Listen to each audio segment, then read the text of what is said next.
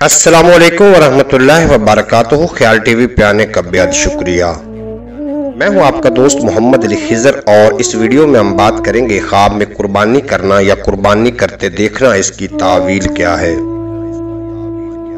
हजरत इब्न सरीन रहमतुल्लाह अलैह ने फरमाया है कि अगर कोई ख्वाब में देखे कि ऊंट या गाय या बकरी की कुर्बानी की है तो दलील है कि अगर गुलाम है तो आज़ाद होगा, और अगर रंज और बला और जहमत में गिरफ्तार है तो शिफा पाएगा, और अगर बंदी खाने में है तो खलासी पाएगा, और अगर दरवेश है तो मालदार होगा, और अगर खौफ है तो अमन में होगा, और अगर कर्जदार है तो कर्ज से सुरखरू होगा, अगर हज नहीं किया तो हज करेगा, और अगर ख्वाब में देखे कि लोग जंगल में कुर्बानी के लिए गए हैं तो इसकी दलील है कि वो लोग जिस चीज से डरते हैं अमन में होंगे, और अगर कैद में होंगे तो खलासी पाएंगे, और अगर कहत और तंगी है तो फरागी से बदलेगी।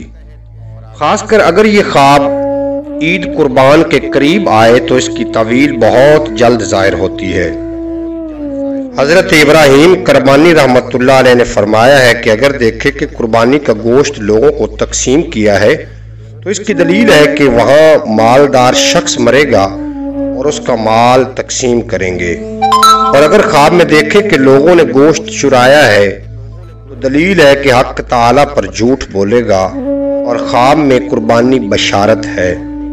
जैसा कि हक ताला का फरमान अलिशान है जिसका तर्जुमा कुछ यूं है, और हमने उसको इसहाक नबी की बशारत दी जो सालहीन में से था, और हमने उसको और इसहाक को बरकत दी।